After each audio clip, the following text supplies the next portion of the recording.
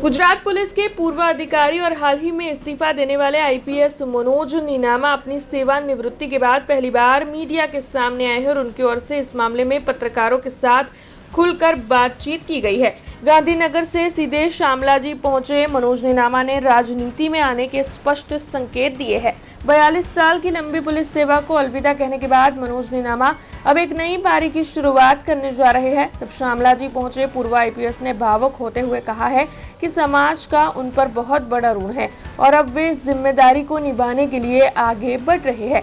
साथ ही उन्होंने कहा है कि मैंने 42 साल की नौकरी के बाद स्वेच्छा से इस्तीफा दिया है। अभी तक किसी राजनीतिक दल ने मुझसे संपर्क नहीं किया है, लेकिन मैं समाज सेवा और क्षेत्र के विकास के लिए तैयार हूं। तो वहीं स्थानीय निकाय के चुनाव में टिकट को लेकर फिलहाल कोई आधिकारिक बातचीत न होने की बात उनकी ओर से बताई गई है। साथ ही उन्होंने ये भी कहा है कि अरावली एक नया जिला है, तब इसके विकास और इसकी जिम्मेदारियों को मैं पूरी निष्ठा से निभाऊंगा।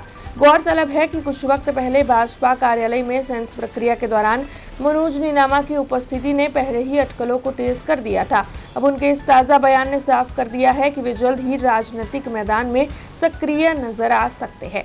राज्य सरकार में मैं 1985 થી એક લાયક તરીકેની કારકિર્દીની શરૂઆત કરેલી અને અહીંયા આઈજી સુધી પહોંચતા લગભગમાં રાજ્ય સરકાર સાથે 42 વર્ષ જેટલો સમયગાળો મારો ગયો છે અને અત્યાર સુધી રાજ્ય સરકારમાં 8 જેટલી કેડરમાં જુદી જુદી કેડરમાં મેં ફરજો બજાવી છે અને ફરજો દરમિયાન સરકારશ્રી સાથે ખૂબ સારા અને સુમેળભર્યા વાતાવરણમાં મેં ફરજો બજાવી અને એ બદલ પણ હું રાજ્ય સરકારનો પણ ખૂબ ખૂબ આભાર માનું છું।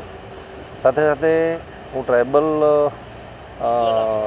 વિસ્તારમાંથી આવું છું અને ખુદ પણ ટ્રાઇબલ છું, એટલે હવે પછી જે અમારો ફોકસ રહેશે એ શૈક્ષણિક અને સામાજિક રીતે જે અમારે હજી કરવાના જે કંઈ કાર્યો છે એ કરવાનો અમે પ્રયત્ન કરીશું અને ભવિષ્યમાં આ કામગીરી કરવા માટે જો સારી ऑफर अमने मळशे राजकारण अंगेनी अथवा कोई पण इंस्टीट्यूशनल तो अमे चौक्कस ए बाबत में विचार करशुं। हमसे जुड़े रहने के लिए हमारे YouTube चैनल को सब्सक्राइब करें और नई वीडियो की नोटिफिकेशन के लिए बेल आइकॉन को दबाएं।